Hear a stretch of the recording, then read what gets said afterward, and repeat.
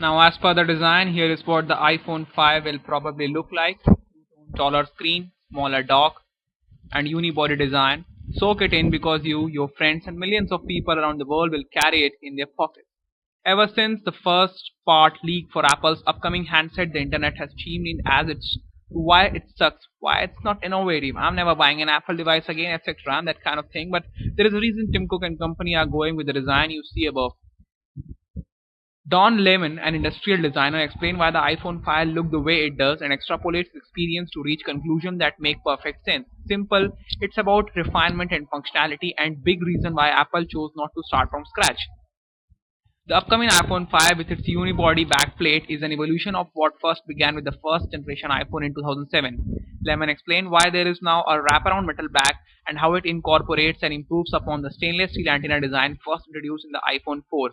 Basically, the top and bottom stainless steel U brackets will act as the iPhone 5's cell antenna, just as they have in the past two iterations of Apple's handset. The only difference in the company's next device will be the side steel pieces, which are being replaced by one big piece of aluminum stainless steel. The material that Apple is going to use here is torlon, which is a very tough plastic, and it's 2 times tougher than polycarbonate and 3 times lighter. The unibody design, according to Lehman, will contribute to a stronger, lighter, and thinner iPhone. Thin because of the unibody's stretched out design, light because of the materials and overall thinness, and strong because again of the unibody backplate. No more fragile back piece of glass, and in addition the front piece rumored to be the Gorilla Glass 2. So it's flush within the body unibody frame.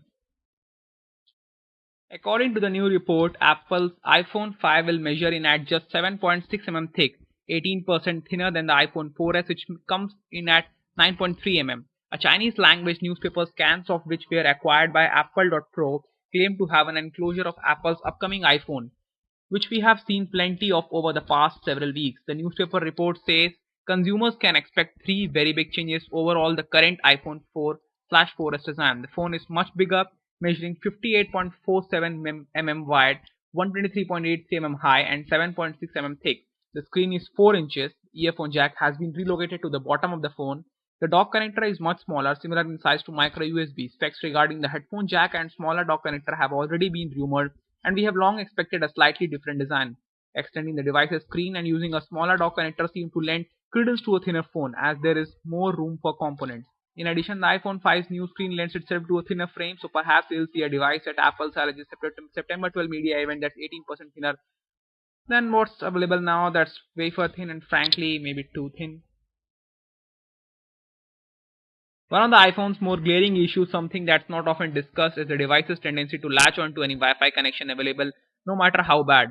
This option can be turned off, but most times it leads to much horrible data degradation that speeds come to a halt because the Wi-Fi is either weak or being bogged down. Apple's upcoming iOS 6 is going to fix this. With a new Wi-Fi plus cellular option, iPhone users can fall back to a 3G connection should Wi-Fi be unresponsive. It's nothing major, but the feature is a small detail that will lead to a lot less headaches when users latch onto a slow or unresponsive public Wi-Fi. In addition to simply turning the setting on, users can use cellular data for things such as accessing iCloud documents, iTunes, passbook updates, and the iOS 6 reading list, meaning all of your important information will never be interrupted again by shoddy connection.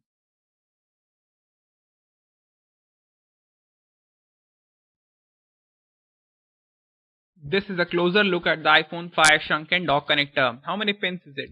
That much isn't clear. What's interesting about the photo though is the metal ring inside the casing where the dock connector is. While we can't say with certainty that what the metal casing entails, some have speculated Apple's intention is to implement a MagSafe mechanism similar to what's currently found in its Mac lineup. If true, users would have the ability to insert the charging cable in either orientation, making it easier to plug the device in. It's the little things, right? Over the past several months, multiple reports have suggested Apple is preparing to ditch its current 30-pin design and replace it with something much smaller. How small? 19 pins, 9 pin, 8 pin is still up for debate. The iPhone maker's alleged September 12 event is a little over a month away, so we'll know all the details soon. As an aside, what's also interesting about the new design, something I hadn't noticed before but others might have, is how the iPhone 5 designed have a stacked appearance like the current iPhone 4/4S. Other than using plastic on either side of the antenna band where the glass is encased, it looks like iPhone 5 has two metal lips that essentially wrap around the material. It's a most built design that lends to the theory of the device being 18% thinner. As the iPhone 5 Armageddon nears, it's only natural for case manufacturers to start ramping up production to prepare. It's a risk undertaken by only the bravest to jump the gun so soon, as the influx of Apple euphoria prepares to enter our veins, and it seems some companies were sure assured by the numerous part leaks that the logical course of action was to create Crayola colored cases. If you wanted to make the premium design of the iPhone appear cheap, then you will be considered these samples originating out of China. What gaudy shade of plastic neon do you prefer? Or perhaps you like your case to have a cutout of a cat. As expected, the manufacturers accounted for the taller screen, smaller dock connector, displaced headphone jack, and modified speaker. Bravo! Now will consumers get any use out of these, or will we see a repeat of last year's case fiasco? The anticipating is killing me.